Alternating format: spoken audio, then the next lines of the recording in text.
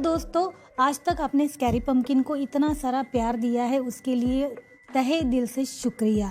तो दोस्तों, हमें बहुत सारे कमेंट्स आते हैं कि स्कैरी पंपकिन की वीडियोस जो है वो आजकल सभी को इंग्लिश में सुनाई दे रही है।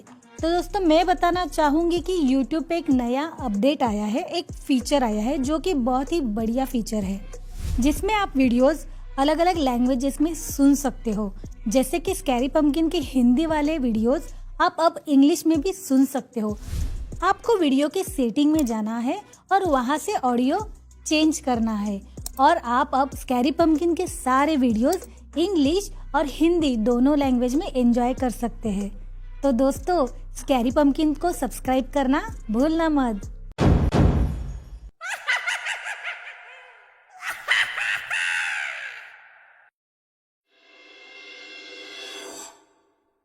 और कितनी दूर जाना है? मैं बहुत बुरी तरह से थक गई हूँ। अरे बस थोड़ी सी देर और। गूगल लोकेशन 5 किलोमीटर की ही बता रहा है। हम पिछले 5 घंटे से सफर कर रहे हैं और 1 मिनट भी तुमने कहीं गाड़ी नहीं रोकी। अब मेरी हालत बहुत खराब हो गई है। मैं तुम्हारी कंडीशन समझ सकता हूँ, मगर तुम भी तो मेरी बात को समझो। कहते हुए वो अपनी पत्नी की ओर देखकर मुस्कुरा दिया, जो सातमंद प्रेग्नेंट थी, और फिर मोबाइल में गूगल मैप की मदद से अपनी मंजिल की ओर आगे बढ़ गया। कुछ ही देर में वो एक बिल्डिंग के सामने खड़ा था। वो पीले रंग की एक सामान्य से दिखने वाली इमारत थी जो कंपनी के द्वारा बनाई गई थी, जिसमें उनके कर्मचारी रहते थे। गाड़ी की आवाज सुनकर एक गार्ड तुरंत कार के पास आकर खड़ा हो गया। सलाम साहब जी। सलाम, मैं रौनक मल्होत्रा, सिविल इंजीनियर हूँ। मुझे यहाँ पर कंपनी की तरफ से रहने के लिए एक फ्लैट अलॉट हुआ। हाँ जी साहब, मैनेजर साहब ने बताया था आपके लिए फ्लैट नंबर 18 साफ करवा दिया है। आप चलिए, हम सामान लेकर आते हैं। कहते हुए गार्ड जैसे ही कार के पास आया, जूही कार से उतरी, गार्ड की नजर उसके पेट पर पड़ी तो वो 2 कदम पीछे हट गया। क्या हुआ? कुछ नहीं साहब, आप ऐसा कीजिए, मैडम जी को लेकर किसी होटल में चले जाइए। यहाँ से 2 किलोमीटर दूर एक बहुत अच्छी होटल है। आप 1-2 दिन वहाँ रुकिए, तब तक हम आपके लिए घर का इंतजाम कर देंगे। ये क्या बोल रहे हो? अभी तो तुम बोल रहे थे कि फ्लैट नंबर 18 हमारे लिए तैयार है, और अब तुम ही बोल रहे हो तुम हमारे लिए घर का इंतजाम करोगे। क्या हुआ? कोई परेशानी है क्या? मैं बहुत थक चुकी हूँ, मुझे जल्दी से घर के अंदर जाना है। नहीं, कोई दिक्कत नहीं है, तुम मेरे साथ आओ। कहते हुए उसने गार्ड को सामान लेकर आने के लिए इशारा किया और खुद जूही को लेकर लिफ्ट में चला गया। गार्ड उन्हें जाते हुए देख रहा था, तभी उसकी निगाह तीसरे माले के फ्लैट नंबर 18 पर पड़ी। वहां की लाइट्स बंद चालू हो रही थी। फ्लैट तो अच्छी कंडीशन में है। मुझे लगा था नई जगह जाकर कैसा लगेगा, मगर ये तो हमारे पुराने वाले फ्लैट से भी अच्छा और बड़ा है।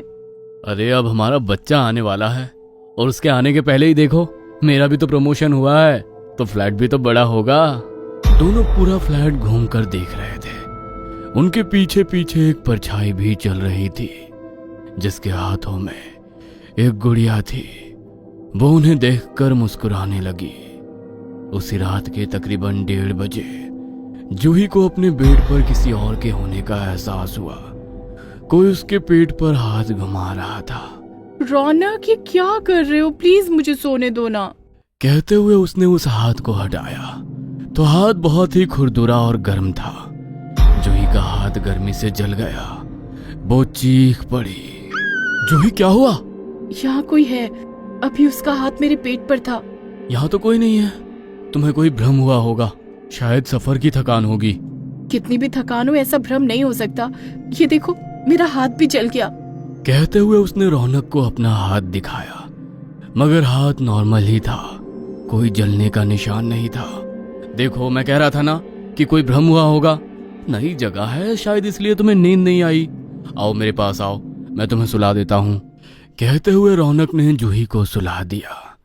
दूर खड़ा साया अपनी गुड़िया को गोद में लेकर लाड़ कर रहा था। अगले दिन सुबह रौनक ऑफिस जाने के लिए तैयार हो रहा था, मगर जूही उदास थी। वो कल रात की ही बातें सोच रही थी।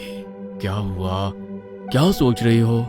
वो कल रात, मेरा यकीन करो, कोई तो था। फिर वही सब बेकार की बातें। अरे कहा ना, तुमने कोई ख्वाब देखा होगा। उसकी बात सुनकर जूही मुस्कुरा दी, मगर उसे यकीन था कि वो जो कुछ भी था उसका ख्वाब तो बिल्कुल नहीं था। रौनक के जाने के बाद वह घर की बालकनी में बैठकर चाय पी रही थी। तभी दरवाजे की घंटी बजी। उसने गेट खोला तो सामने काम वाली बाई खड़ी थी। तुम कौन हो?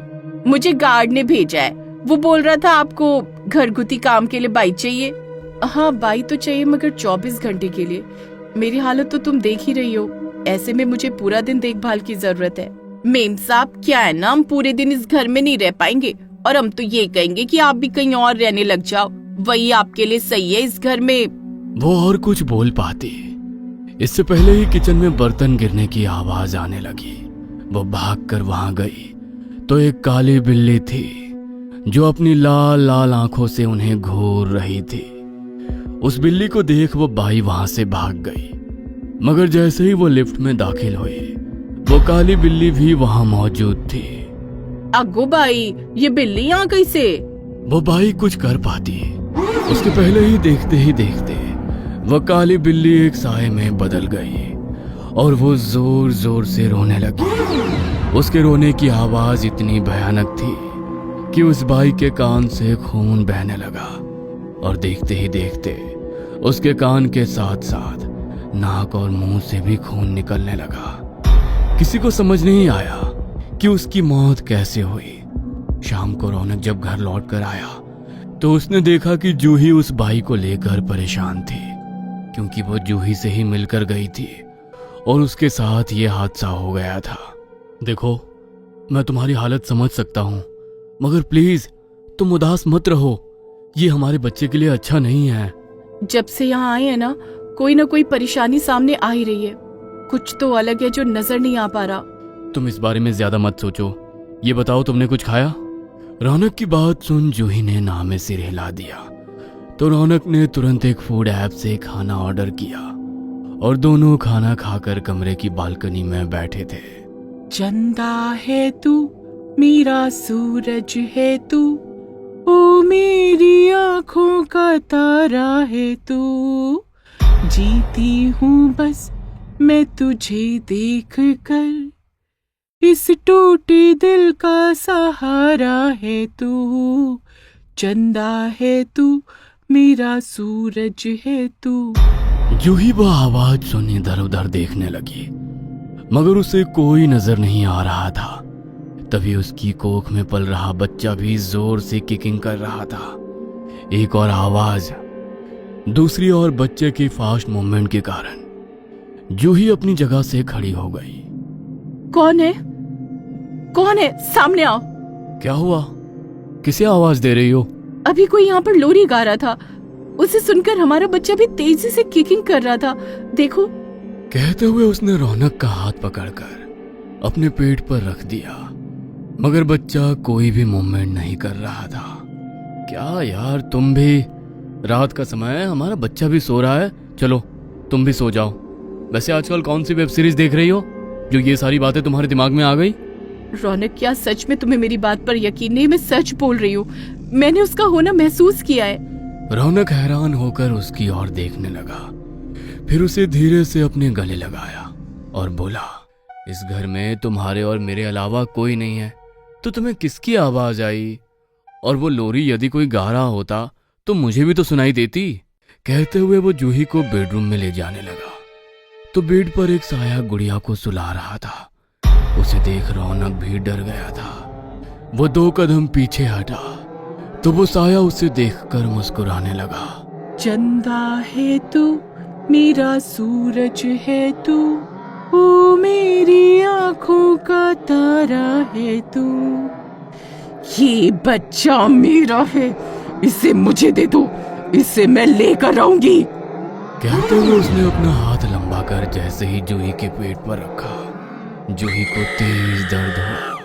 रौनक, रौनक बचाओ, बहुत दर्द हो रहा है। रौनक, रौनक हेल्प मी। पहले तो रौनक को कुछ भी समझ में नहीं आ रहा था कि वो क्या करे। फिर जूही की चीख सुनकर उसने कमरे का दरवाजा खोला और तुरंत बाहर निकलने की कोशिश की, मगर दरवाजा दोबारा बंद हो गया और उन्हें एक तेज झटका लगा, जिसके कारण वे दोनों पीछे गिर गए। वे लोग दोबारा उठ पाते उसके पहले ही एक काली बिल्ली वहां आई और वो रौनक के चेहरे को नोचने लगी। उसके चेहरे से खून बहने लगा। उसने अपनी पूरी ताकत से बिल्ली को दूर हटाया और जोर से चीखा, कौन हो तुम? हमने तुम्हारा क्या बिगाड़ा है? क्यों हमें परेशान कर रही हो? रौनक के चीखते ही वो साया हवा में उड़ने लगा। उसके हाथों में एक मरा हुआ बच्चा भी था, जिसे देख जूही जोर से चिल्लाई और बेहोश हो गई। उसका मिसकैरेज हो गया। रौनक जूही को संभाल पाता उसके पहले ही उसने देखा कि उस साये की गोदी में अब गुड़िया की बजाय एक बच्चा था। अगले दिन हॉस्पिटल में जब गार्ड और सोसाइटी के दूसरे लोग उन लोगों को मिलने आए तो गार्ड बहुत उदास था।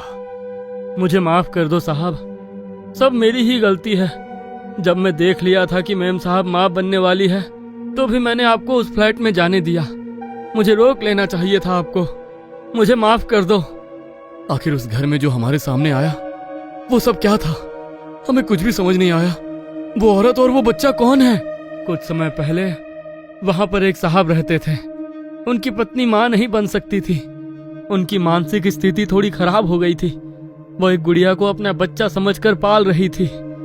मेरा चंदा है तू, मेरा सूरज है तू, ओ मेरी आंखों का तारा है तू। फिर डॉक्टर के कहने पर बच्चा पाने के लिए उन लोगों ने सैरोगेट मदर का सहारा लिया, मगर वो सैरोगेट मदर ने उन सबको ही अपने काबू में कर लिया। देखो, यदि तुम्हें अपना बच्चा चाहिए तो मुझसे शादी करनी होगी, वरना मैं इस बच्चे को लेकर चली जाऊंगी। इस बच्चे के लिए तो मैं कुछ भी करने को तैयार हूँ। खत्म कर दो अपनी पत्नी को और मुझे उसकी जगह दे दो। बच्चे के लालच में उसे सही गलत का कोई होश नहीं रहा और उसने गुड़िया के साथ ही अपनी पत्नी को घर में जिंदा जला दिया।